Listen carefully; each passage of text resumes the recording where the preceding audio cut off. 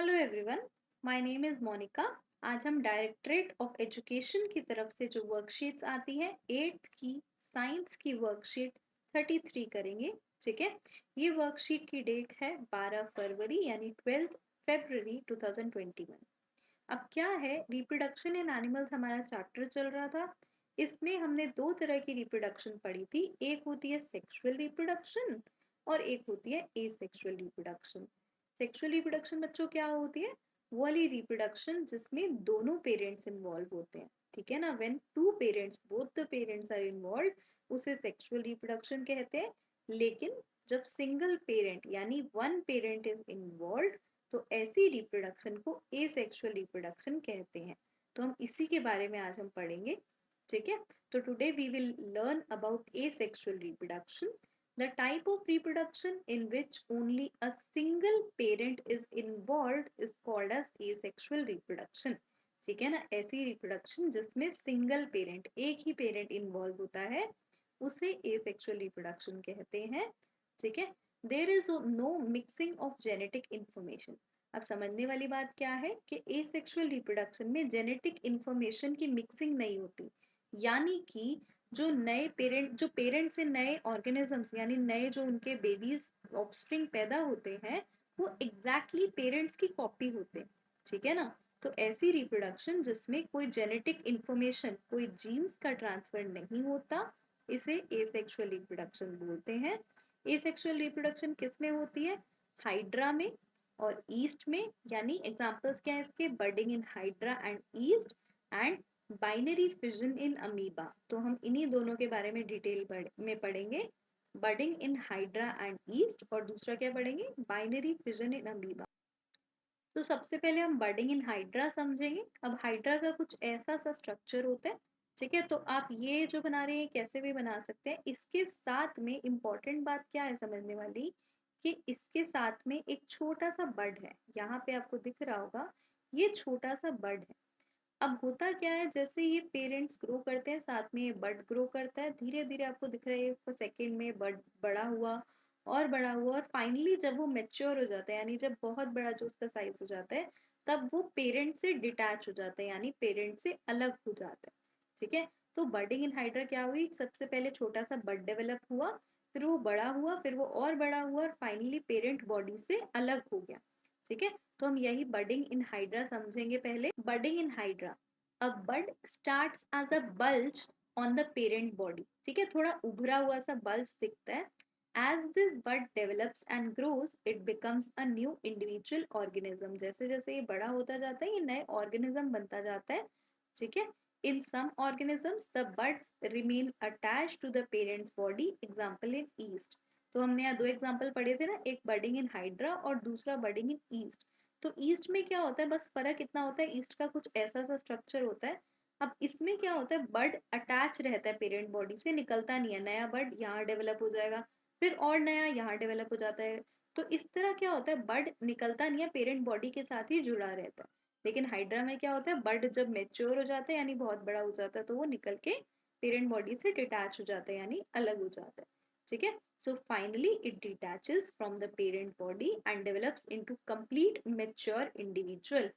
तो क्या होता है, फाइनली पेरेंट बॉडी से डिटैच हो जाता है यानी अलग हो जाता है और एक कंप्लीट मैच्योर इंडिविजुअल यानी एक अपना ही प्रॉपर रूप ले लेता है। ठीक है, so this is budding in hydra. Since new individual is developed from the bud, this type of asexual reproduction is called as budding. तो क्योंकि नया इंडिविजुअल डेवलप हुआ एक बड से, तो इस एसेक्सुअल रिप्रोडक्शन मोड को क्या बोला? बडिंग। ठीक है ना, तो ये था हमारा बर्डिंग इन हाइड्रा। आई होप आपको समझ आया हो। अब हम बाइनरी फिजन इन अमीबा देखेंगे और फिर कुछ क्वेश्चंस करेंगे। ठीक है ना बच्चे, तो अब क्या है, कॉन्सेप्ट को थोड़ा समझना भी है और साथ साथ में इंटरेस्ट भी लेना है। तो हम इंटरेस्ट लेने लगेंगे तो चीजें ज्यादा आसान होने लगेंगी। ठीक है, तो हम अब बाइनरी फिजन इन अमीबा समझेंगे। तो अमीबा क्या होता है, उसका रैंडम सा कुछ भी सा स्ट्रक्चर आप बना सकते हैं। आप ऐसा भी बना सकते हैं, शेप थोड़ी ऐसी भी बना सकते हैं, तो उसका कुछ फिक्स स्ट्रक्चर नहीं होता। ठीक है ना, तो अमीबा के बीच में क्या होता है, nucleus.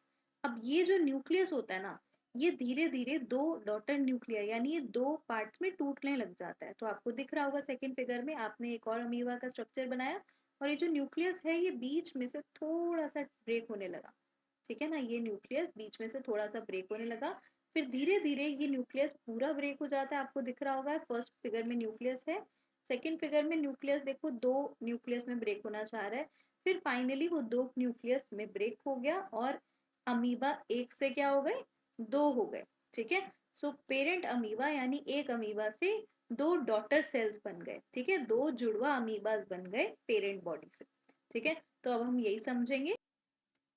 So binary fission in amoeba, amoeba क्या है, it is a single celled organism, एक ही सेल होता है इसमें, ठीक है, which begins its reproduction by division of its nucleus into two nuclei. तो वो अपनी रिप्रोडक्शन का प्रोसेस कैसे शुरू करता है, जो उसका एक सिंगल न्यूक्लियस होता है ये डिवाइड करता है, यानी डिवीजन होती है किसमें, दो डॉटर न्यूक्लियाई में, ठीक है, दो डॉटर न्यूक्लियाई में डिवीजन हो गई, और फाइनली क्या होता है, this is followed by the division of the cytoplasm of the body into two with each part receiving its nucleus। तो क्या होता है, अब धीरे धीरे ये जो इसकी बॉडी है ये भी अलग अलग लग जाती है, आपको दिख रहा है कि बॉडी डिटैच मतलब दूर दूर जा रही है, ताकि एक सिंगल अमीबा से दो डॉटर सेल्स बन सके, ठीक है। तो फाइनली क्या होता है, finally two daughter amoeba cells are produced from one parent amoeba. तो एक अमीबा से क्या होता है, धीरे धीरे अब दो अमीबा, दो डॉटर अमीबा बन जाते हैं, ठीक है, किसके साथ, अपने अपने न्यूक्लियस के साथ, ठीक है। तो this type of asexual reproduction in which an animal reproduces by dividing into two individuals, जिस रिप्रोडक्शन में एक एनिमल कैसे रिप्रोड्यूस करे, दो इंडिविजुअल्स में डिवाइड होकर, आपको दिख रहा है एक अमीबा था और यहाँ से दो डॉटर अमीबा निकल गए, तो इस रिप्रोडक्शन को हम क्या बोलते हैं, बाइनरी। बाइनरी वर्ड का बच्चे मतलब होता है टू। तो बाइनरी फिजन क्यों नाम आया, क्योंकि एक न्यूक्लियस जो है एक अमीबा किस में टूटा है, टू में, तो इसको बोला बाइनरी फिजन, ठीक है ना। तो अब हम क्वेश्चंस देखें कुछ कुछ, आई होप आपको ये अमीबा वाला पार्ट समझ आया हो, ठीक है। क्वेश्चंस करते हैं अब हम। फर्स्ट क्वेश्चन है define budding and binary fission. तो बडिंग और बाइनरी फिजन की डेफिनेशन लिखनी है।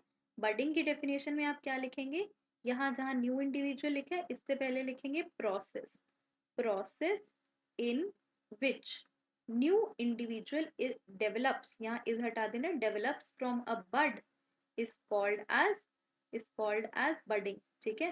तो कैसा process, process in which new individual develops from a bud is called as budding, ठीक है।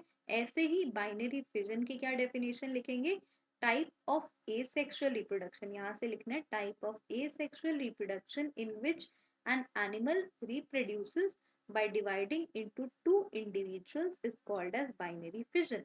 तो ये डेफिनेशन किसकी हो गई, ये फर्स्ट में बाइनरी फिजन की डेफिनेशन हो गई, ठीक है। ऊपर हमने बडिंग की डेफिनेशन देखी, अब इसमें क्या लिखा है, give examples of organisms where budding and binary fission can be seen. तो बडिंग किस में होती है, यहाँ हमने फर्स्ट स्टार्टिंग में पढ़ा था बडिंग किस में होती है, इन हाइड्रा एंड ईस्ट, और बाइनरी फिजन किस में होती है, अमीबा में। तो ये सेकंड का आंसर है। बडिंग के एग्जांपल्स में क्या लिखोगे, हाइड्रा और ईस्ट, और बाइनरी फिजन के एग्जांपल में क्या लिखोगे, अमीबा, ठीक है। तो ये आपके सेकंड का आंसर हो गया। थर्ड क्वेश्चन है why is new organism produced in asexual reproduction exact copy of the parent। वो पूछ रहे हैं जो नया ऑर्गेनिज्म, जो नया इंडिविजुअल प्रोड्यूस हुआ एसेक्सुअल रिप्रोडक्शन के थ्रू, वो एग्जैक्ट कॉपी कैसे है अपने पेरेंट की, क्यों अपने पेरेंट की एग्जैक्ट कॉपी है। मैंने अभी ऊपर समझाया था कि जो हमारा ये एसेक्सुअल रिप्रोडक्शन का प्रोसेस है ना, इसमें क्या होता है, इसमें जेनेटिक मटेरियल का ट्रांसफर नहीं होता, ठीक है। तो there is no transfer of genetic material, इसको दूसरे पेन से दिखा देती हूँ मैं। अब क्या होता है, there is no mixing of genetic information. तो यहाँ क्या होता है, इन एसेक्सुअल रिप्रोडक्शन, यहाँ से हम लिखेंगे इन asexual reproduction there is no mixing of genetic information, ठीक है, ये आपका थर्ड वाला आंसर है। in asexual reproduction there is no mixing of genetic information, hence आगे आंसर से ही लिखना है, hence new organisms produced in asexual reproductions are exact copy of parents। तो ये क्या आपने आंसर से ही लिखना है, hence new individuals produced by asexual reproduction are exact copy of parents, ठीक है। तो ये थर्ड का आंसर हो गया, यहाँ से शुरू करना है आपने। In asexual reproduction there is no mixing of genetic information, hence new organisms, यहाँ आप हेंस भी लगा सकते हैं, hence new organisms produced in asexual reproduction are exact copy of the parent। ये थर्ड का आंसर हुआ। Fourth question, explain binary fission in amoeba with the help of diagram. ठीक है, तो इसमें क्या करना है बच्चे, ये वाला बाइनरी फिजन इन अमीबा ये वाला पूरा लिखना है और साथ में ये डायग्राम भी बनाना है। इजी सा डायग्राम है, आप कोई भी शेप दे सकते हैं, अमीबा की कोई फिक्स शेप नहीं होती, जो मन करे वैसी शेप बना लो। ठीक है, तो और ये वाला डायग्राम पूरा का पूरा, ठीक है, ये पूरा डायग्राम बनाना है स्टेप्स के साथ और ये पूरा एक्सप्लेनेशन है। ये आपका आंसर नंबर 4 है। ठीक है, तो this is answer number 4। Fifth क्या है, explain reproduction in hydra with the help of diagram. तो अब इसमें क्या करना है, ये इससे ऊपर वाला पूरा पैराग्राफ हाइड्रा वाला, बर्डिंग इन हाइड्रा, ये पूरा आपको यहाँ से लेकर यहाँ तक एक्सप्लेन करना है डायग्राम के साथ। ठीक है, तो इसमें क्या करना है, बर्डिंग इन हाइड्रा आपको पूरा यहाँ से लेकर यहाँ तक एक्सप्लेन करेंगे और ये वाला चारों डायग्राम्स बनाएंगे। ठीक है, तो दिस इज बर्डिंग इन हाइड्रा। ये हमारा लास्ट क्वेश्चन था। आई होप आपको वर्कशीट समझ आई हो। अगर वर्कशीट में कुछ भी प्रॉब्लम है, आप वीडियो के नीचे कमेंट कर दीजिए, मैं आपकी जो भी डाउट्स होंगे उन्हें सॉल्व करूंगी। Thank you for watching my video. Next worksheet में हम मिलेंगे। Take care everyone.